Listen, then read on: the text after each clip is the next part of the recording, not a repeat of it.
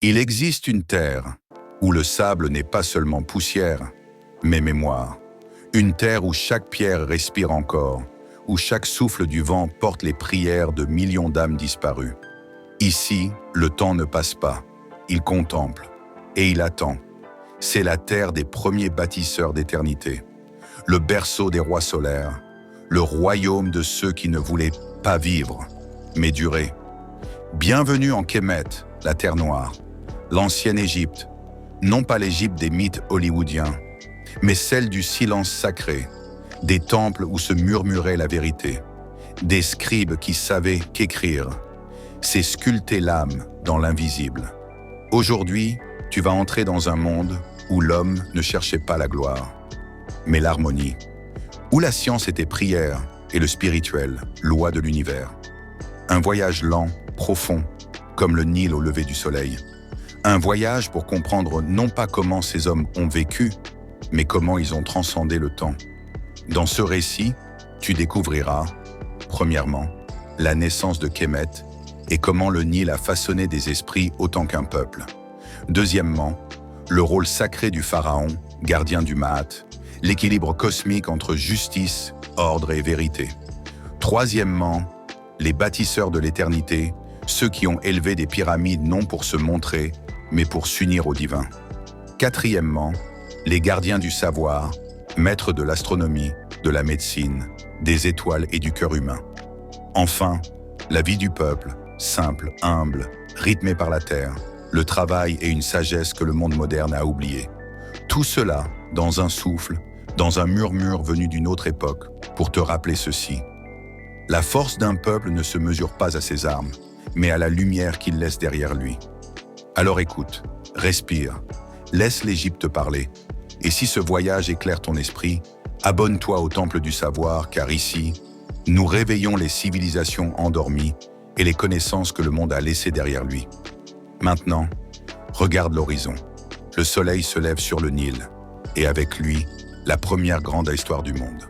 Approchons-nous. Voici la naissance de Kemet. Avant les pyramides, avant les temples, avant même que le premier pharaon ne porte la couronne blanche et rouge, il n'y avait qu'un fleuve. Un fleuve qui ne se contente pas de couler. Il respira, il enseigne, il donne. Le Nil. Ces eaux ne sont pas simplement de l'eau qui s'étend et se retire, mais le pouls même de la création. Chaque année, il déborde. Chaque année, il se retire, laissant derrière lui une terre noire, fertile, vivante, une promesse silencieuse entre la nature et l'homme. C'est de cette terre que naquit Kemet, la terre noire, le nom véritable de l'Égypte ancienne. Ici, la nature n'était pas ennemie, elle était enseignante. Les anciens ne luttaient pas contre elle, ils l'écoutaient. Là où nous imposons, ils accompagnaient. Le Nil leur a appris la patience, le cycle du monde, le rythme sacré du temps. Quand ces eaux montaient, les hommes rêvaient. Quand elles redescendaient, ils semaient. Et pendant qu'ils attendaient, ils observaient le ciel, ils comptaient les étoiles, ils comprenaient les saisons, ils inventaient le calendrier et apprenaient quelque chose que le monde a oublié. La prospérité naît du respect. Pas de la guerre, pas de la conquête, pas du bruit, mais de l'harmonie. Dans ce paysage silencieux, baigné d'or au lever du soleil, un peuple apprit la beauté de la mesure, la force de l'ordre, la sagesse de l'équilibre. Kemet n'est pas née d'un empire imposé par la force. Elle est née d'un pacte entre l'homme et la nature, entre l'humilité et le cosmos. Les premiers villages se regroupèrent le long du fleuve, comme des enfants autour d'un père. Des greniers s'élevèrent, des maisons se tressèrent d'argile, des bateaux glissèrent comme des prières sur l'eau. Et quand deux royaumes se formèrent, celui du sud et celui du nord, ils furent réunis, non dans un cri, mais dans un souffle. Dans un acte qui allait donner naissance à la première grande civilisation de l'humanité. Une union sacrée, une nation guidée par un principe supérieur. L'unité pour l'équilibre, pas l'unité pour la domination. Et ainsi, très lentement, à la manière dont une graine devient arbre, dont une étoile naît dans le silence du ciel, Kemet devint lumière. Le Nil avait créé un peuple qui allait maintenant créer l'éternité. Le fleuve a donné la vie, mais qui allait la guider? Dans un monde où l'homme cherche son rôle, un être se dressa, non comme un roi, mais comme un pont entre le ciel et la terre. Approchons-nous. Voici les pharaons, gardiens du mat. Avant que le monde n'invente l'idée du pouvoir, avant que les rois ne se pensent maîtres des hommes, il y eut des êtres choisis pour un rôle bien plus grand. Non pas gouverner, mais garder l'équilibre. En Égypte, un pharaon n'était pas un souverain. Il était un pont, un lien vivant entre la terre et le ciel, entre le souffle des hommes et la volonté du divin. On ne naissait pas pharaon, on en devenait digne, par la sagesse, par la rigueur, par la capacité à porter dans son cœur le poids du monde, sans jamais laisser l'orgueil s'y glisser. Leur mission n'était pas de régner, mais de maintenir une loi sacrée. Ma'at, Ma'at, principe de vérité, d'équilibre, d'harmonie et de justice. Dans Kemet, le chaos n'était pas seulement un désordre politique, c'était une rupture cosmique. Un pharaon ne se battait pas pour son trône, il se battait pour la stabilité du monde. Chaque décision, chaque décret, chaque pensée devait servir l'ordre de l'univers. Ce n'était pas une ambition humaine, c'était une responsabilité divine.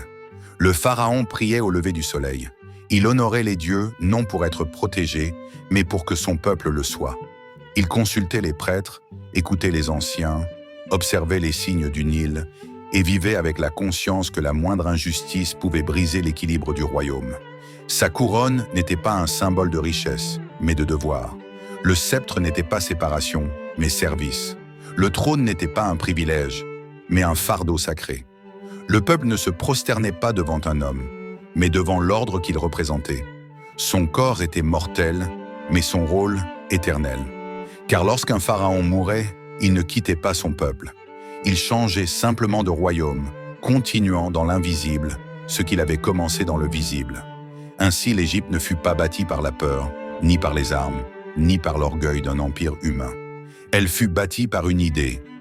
Pour qu'un peuple grandisse, son chef doit être le premier serviteur de la vérité. Et c'est dans cette fidélité au mat que l'Égypte connut la paix, la prospérité et une lumière que les millénaires n'ont pas pu éteindre. Le pharaon gardait l'ordre, mais pour que l'ordre devienne éternité, il fallait construire plus qu'un royaume. Il fallait bâtir un passage vers l'infini. Regarde les sables du désert, ils s'ouvrent. Voici l'ère des bâtisseurs de l'éternité. Chapitre 3. Les pyramides, échelle vers l'éternité. Lorsque l'homme regarde le ciel, son cœur murmure une vérité ancienne. Nous ne sommes pas faits pour disparaître. Et dans le désert silencieux, là où le vent parle aux dunes, là où le soleil sanctifie chaque grain de sable, les anciens d'Égypte ont répondu à cet appel. Ils n'ont pas construit des tombes, ils ont sculpté l'éternité. Les pyramides ne furent pas des monuments de pierre, mais des prières incarnées, dressées vers le ciel comme des flèches de lumière. Chaque pierre, chaque angle, chaque alignement n'était pas fruit du hasard, mais d'une science sacrée où l'astronomie rencontrait la spiritualité, où la géométrie épousait le divin. Dans leur cœur, ils gravaient une vérité immuable. La mort n'est pas la fin. Elle est la porte que franchissent les éveillés. Leur forme n'était pas seulement majesté, elle était symbole. Un escalier cosmique, une échelle de pierre pour permettre à l'âme du pharaon d'atteindre les étoiles. Car l'Égypte n'enterrait pas ses rois, elle les élevait. Dans l'ombre fraîche des couloirs secrets, les hiéroglyphes racontent la traversée du cœur, le voyage de l'âme, la rencontre avec les dieux. Chaque symbole est un souffle, chaque fresque un passage, chaque silence un mystère. Ces pierres ne parlent pas. Elles chantent. Elles murmurent au siècle que la grandeur ne naît pas du pouvoir, mais de la vision. Ce que le monde moderne voit comme pierre, les anciens le voyaient comme lumière figée. Un pont entre le terrestre et le céleste. Un rappel que l'humanité s'élève, non en conquérant les terres, mais en conquérant le temps. Et si ces monuments défient encore l'oubli, c'est parce qu'ils portent un secret. Un peuple qui vit pour l'éternité ne craint pas le passage des âges. Mais les pierres seules ne suffisent pas à guider une civilisation vers l'immortalité. Il fallait des esprits, des gardiens du savoir, capables de lire le cosmos dans le silence du sable. Et l'Égypte les a connus. Voici l'âge des prêtres et des sages. Chapitre 4. les prêtres et les sages, gardiens du mystère. Dans le cœur du temple, dans la fraîcheur des colonnes gigantesques, là où l'encens danse avec la lumière, vivaient ceux que l'on appelait les serviteurs du mystère. Ils n'étaient ni rois, ni soldats, ni marchands. Ils étaient mémoire. Les prêtres d'Égypte ne priaient pas pour demander, mais pour comprendre. Leur foi n'était pas soumission, mais quête intérieure, patience infinie, silence offert au divin. Ils veillaient sur les lois sacrées, sur les rites, sur les secrets des plantes, des étoiles, du souffle et du destin. Leur science n'était pas séparée du sacré. Elle en était la langue. Dans leurs mains, l'écriture devenait éternité. Dans leurs yeux, l'univers devenait école. Dans leur cœur, la sagesse devenait chemin. Ils enseignaient que le monde n'est pas matière seulement, mais vibration, harmonie, mystère. Ils savaient que le corps n'est qu'un passage, que l'âme est flamme éternelle, et que la mort n'est qu'un retour vers la source première. Dans les salles secrètes, ils étudiaient le Nil, le mouvement du soleil, le rythme des étoiles et l'alchimie du vivant. Ils comprenaient ce que notre monde moderne oublie. La connaissance n'est pas pouvoir, elle est responsabilité, car connaître le monde, c'est apprendre à le servir. Lire le ciel, c'est apprendre à écouter la terre, et écrire, c'est déposer un souffle dans le futur. Grâce à eux, l'Égypte ne fut pas seulement un royaume, elle devint une école d'âme, un phare pour ceux qui cherchent, non pas à posséder le monde, mais à le comprendre. Leurs mots traversent encore le temps, leurs symboles enseignent encore le silence, car la sagesse ne meurt pas, elle se transmet à ceux qui savent écouter. Mais la sagesse n'est fertile que lorsqu'elle rencontre la vie. Et dans la vallée du Nil, le souffle du savoir se mêlait au souffle de la nature, donnant naissance à une puissance silencieuse. Voici le royaume du Nil, le fleuve qui porte l'éternité. Chapitre 5, le Nil, veine sacrée de l'éternité.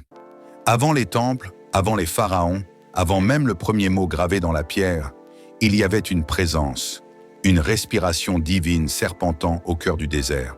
Le Nil, pas un fleuve, une veine du monde portant la vie comme le cœur porte le sang. Chaque goutte de son eau était un miracle qui renaissait.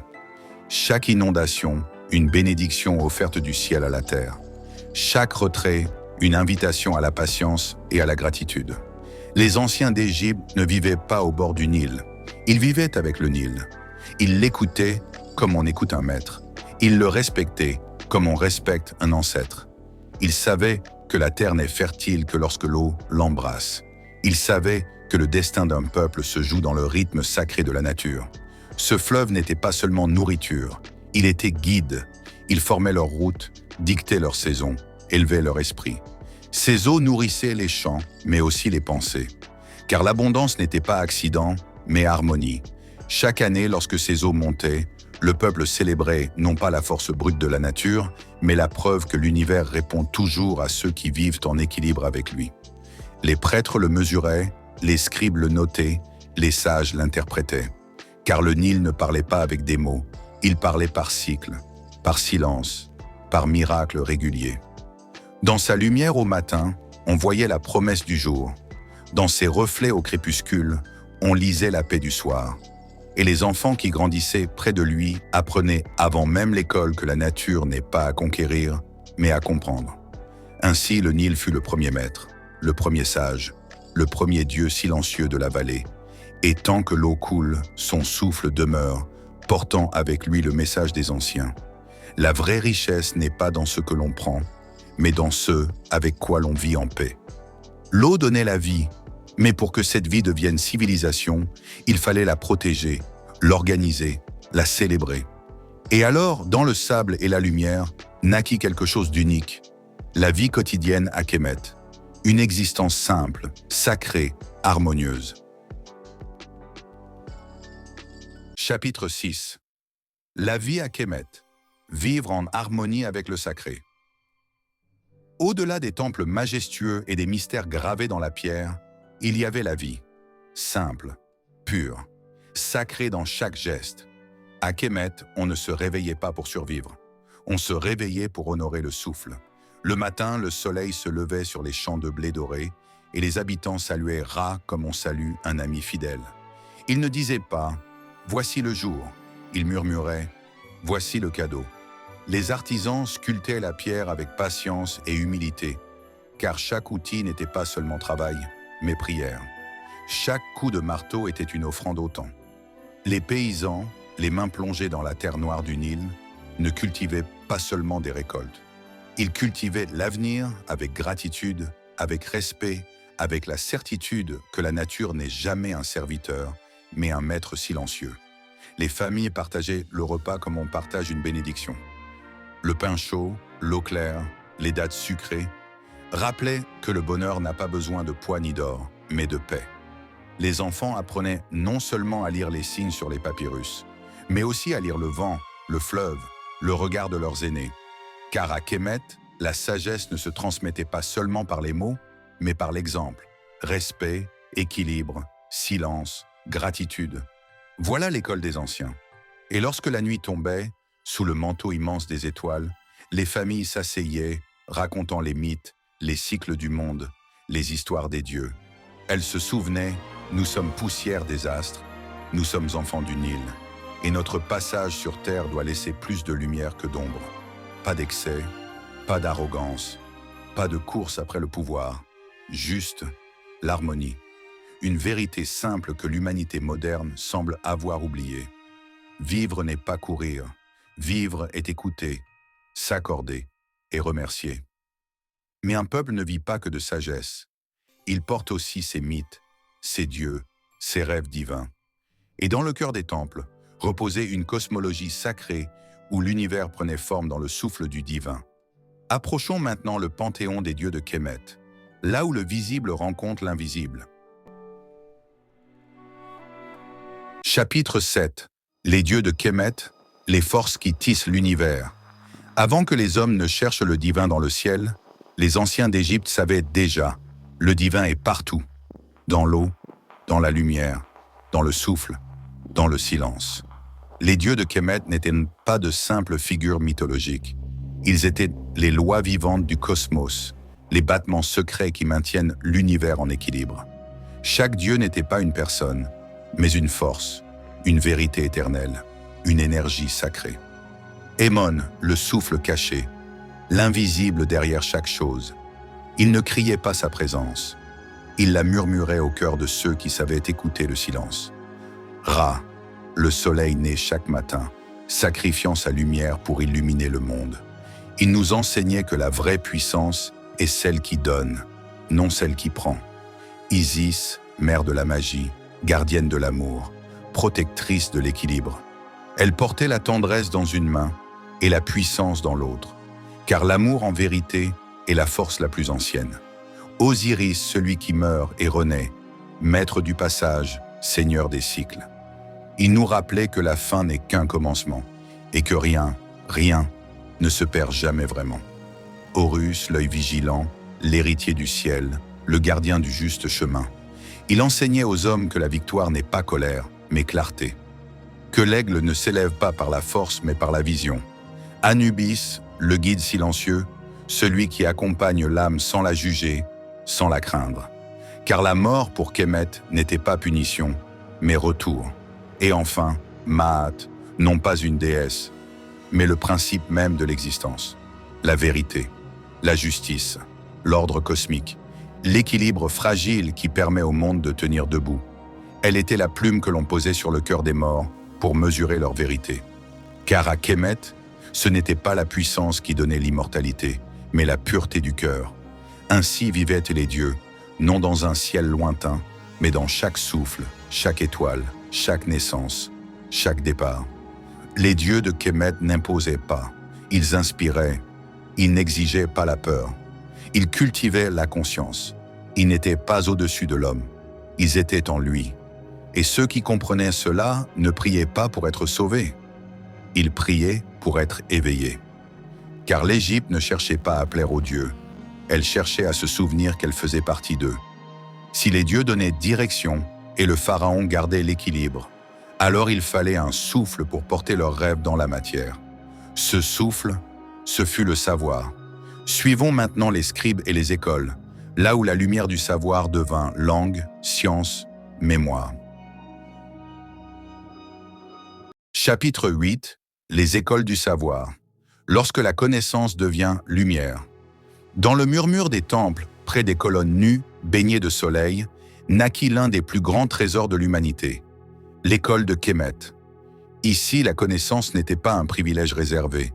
Elle était un rite sacré, un chemin vers l'accomplissement intérieur. Les scribes, assurés et silencieux, manièrent le calame comme d'autres maniant l'épée.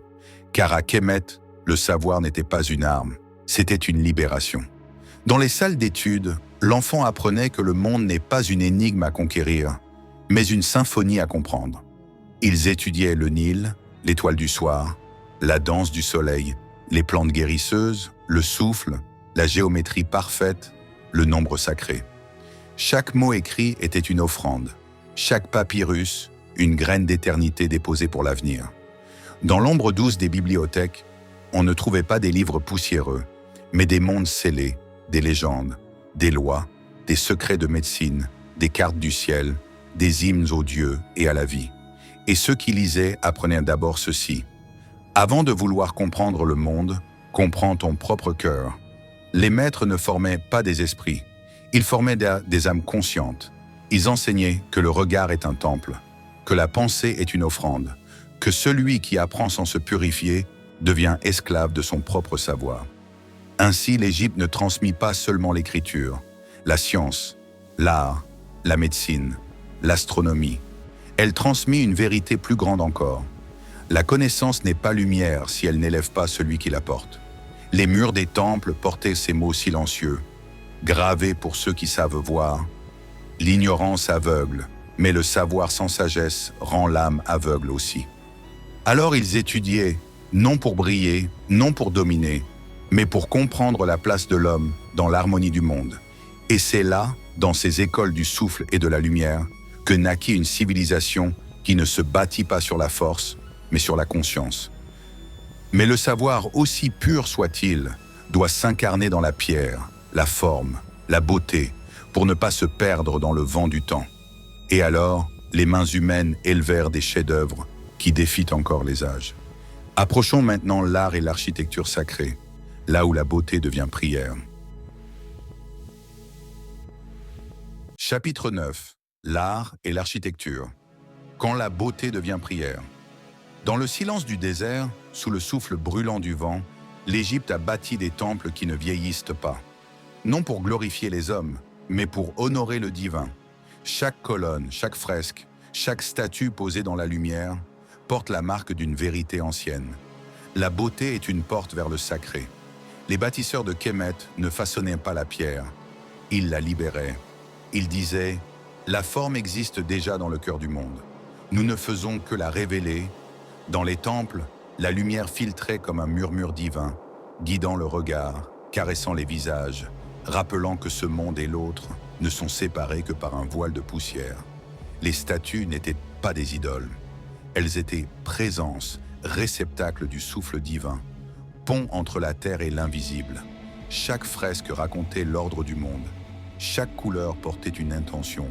Chaque symbole, une prière. Ici, l'art ne décorait pas. Il enseignait, il rappelait, il élevait. Les artisans travaillaient dans le silence, le cœur clair, la main humble. Car on ne crée pas pour soi ce qui appartient à l'éternité. Ils gravaient pour ceux qui ne sont pas encore nés, confiant au siècle le soin de porter leur message. Et lorsque le soleil se couchait sur les sanctuaires de pierre, on comprenait soudain que l'architecture n'est pas matière mais âme figée dans le temps, que l'art n'est pas possession mais méditation visible, et que l'homme, lorsqu'il crée avec le cœur, ne bâtit pas des monuments, il bâtit des portails vers l'éternité. Ainsi, l'Égypte nous laisse une leçon silencieuse. Ce que l'on fait avec les mains peut mourir, mais ce que l'on fait avec l'esprit et le cœur vit pour toujours. Mais la pierre ne fut pas la seule gardienne du mystère des anciens, car un autre royaume, plus subtil, plus intime, portait la clé de l'immortalité. Le monde du souffle, le monde du cœur, le monde de la spiritualité et de la mort sacrée. Approchons maintenant l'art de passer l'horizon, l'initiation et la vie après la vie.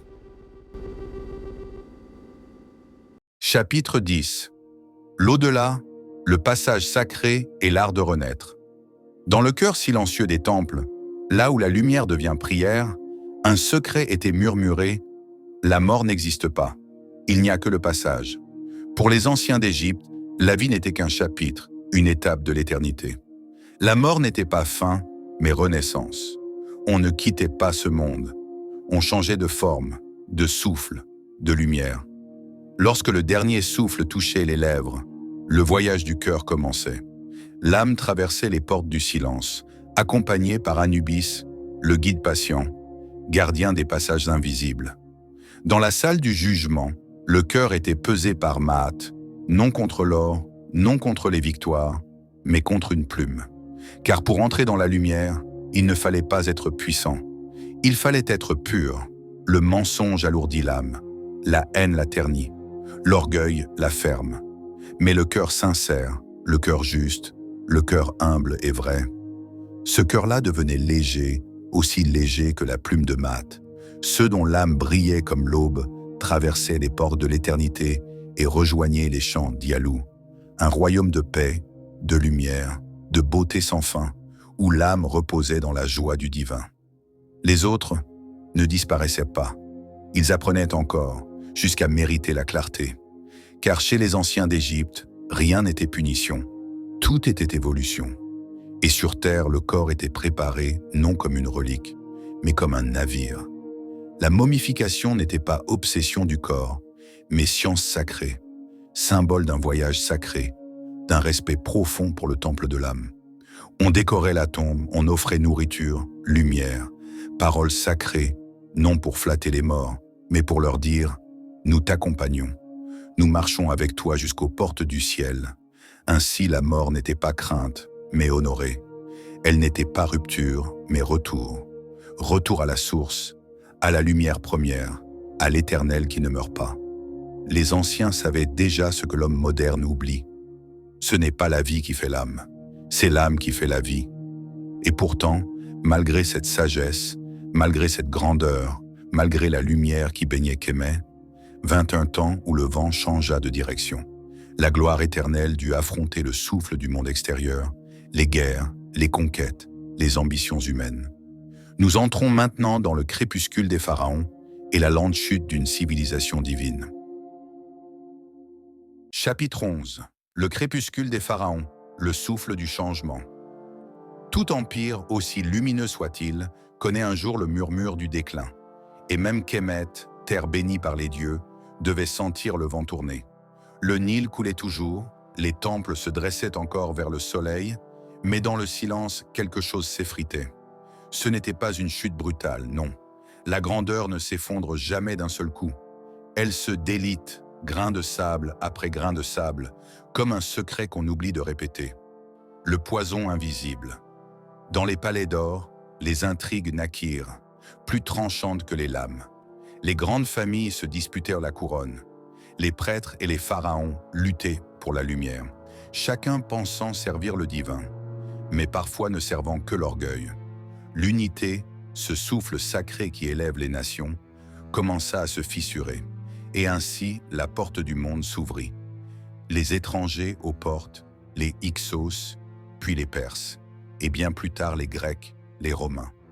Tous fascinés par la sagesse de Kémet, tous attirés par sa magie, ses pierres éternelles, son secret du divin. Ils ne vinrent pas uniquement avec l'épée. Ils vinrent aussi avec le doute, avec des idées nouvelles, avec des manières de gouverner que la vallée du Nil ne connaissait pas. Et peu à peu, l'aigle du désert dut partager le ciel avec d'autres ailes. Le dernier éclat. Pourtant, jusqu'au bout, l'Égypte tenta de briller. Les pharaons grecs adoptèrent les dieux de Kémet. Les temples continuèrent de leur chant. La pierre continuait d'être sculptée comme si le temps n'avait jamais existé. Même lorsqu'Alexandre posa son regard sur cette terre de mystère, il se fit appeler fils d'Amon, reconnaissant la grandeur sacrée de ceux qui l'avaient précédé. Et quand César vit cette terre, il sut qu'elle n'était pas un royaume, mais un miracle. La lumière ne s'éteint jamais, Kémet ne mourut pas. Elle se transforma. Son souffle passa dans la Grèce, dans Rome, dans l'Afrique, dans le monde entier. L'écriture, le temps, la médecine, la sagesse mystique, l'idée que l'homme est un temple et que Dieu habite en lui, tout cela, le monde l'avait appris sur les rives du Nil. car les civilisations tombent, mais la lumière qu'elles portent voyage avec le vent. Mais si la grandeur terrestre s'estompa, si les murs se fissurèrent, une chose demeura intacte, la quête du sens, de l'âme, du souffle sacré. Et dans les derniers échos de Kemet se révèle une vérité profonde. La sagesse éternelle ne se perd jamais. Elle se cache, patiente, et attend d'être redécouverte. Approchons-nous, car le dernier chapitre porte le secret que même le temps ne peut détruire. Chapitre 12. L'héritage éternel, quand l'Égypte parle encore. Le sable recouvre les royaumes, les pierres tombent, et les rois deviennent poussière. Mais certaines civilisations ne meurent pas. Elles s'endorment, éveillent. Kemet est de celles-là. Elle ne demande pas d'être crue. Elle demande d'être écoutée. Elle murmure dans le vent du désert, dans la courbe du Nil, dans l'ombre des pyramides qui défient encore l'oubli. La sagesse cachée dans le temps. Les anciens d'Égypte savaient ce que le monde moderne peine à comprendre. L'homme n'est pas venu dominer la terre, mais la comprendre. Ils enseignaient que le corps est une porte, que l'esprit est un voyage, que l'âme est une flamme que la mort ne peut toucher. Ils disaient « cherche en toi et tu trouveras l'univers entier ». La médecine, l'écriture, le calcul du temps, les lois du cosmos, la science du cœur humain. Tout était là, gravé dans le silence des temples et dans la patience de ceux qui savaient attendre. Car la vérité ne se crie pas, elle se médite. L'Égypte dans nos veines. Aujourd'hui encore, chaque fois que nous parlons du soleil comme d'un dieu, chaque fois que nous cherchons le sens, chaque fois que nous refusons de croire que l'homme est seulement de chair, nous marchons sur leurs traces. Dans nos écoles, dans nos livres, dans nos rêves de bâtir, et dans notre désir ardent de comprendre le mystère du vivant, Kemet respire encore. Elle vit dans les murs du monde, dans les langues, dans la pierre, dans la prière, dans l'art et dans les cœurs qui refusent l'oubli. Un héritage pour les éveillés. Les sages d'Égypte savaient qu'un jour viendrait où les pierres parleraient à nouveau, où la connaissance perdue serait redécouverte par ceux qui cherchent la vérité sans arrogance, sans bruit, mais avec humilité. Ce jour n'est pas demain, il n'est pas hier, il est maintenant. Et toi qui écoutes ces mots, tu portes en toi la même lumière que ceux qui, jadis, regardaient le soleil se lever sur les temples dorés. La sagesse n'est jamais loin, elle attend simplement que quelqu'un tende la main. Ainsi s'achève ce voyage, mais pas l'histoire. Car l'Égypte n'est pas un chapitre du passé, elle est une clé pour comprendre d'où nous venons, qui nous sommes et ce que nous pouvons encore devenir. Si ce récit a trouvé un écho en toi, c'est que quelque part ton âme se souvient. Alors, marche avec respect, cherche avec patience et laisse la lumière antique guider tes jours. Et si tu veux continuer ce chemin avec nous, si tu veux écouter d'autres voix du temps et réveiller d'autres savoirs endormis, alors rejoins le temple du savoir. Laisse un signe, un geste, un souffle, un like, un partage, un abonnement. Et que la quête continue ensemble. Le voyage ne fait que commencer.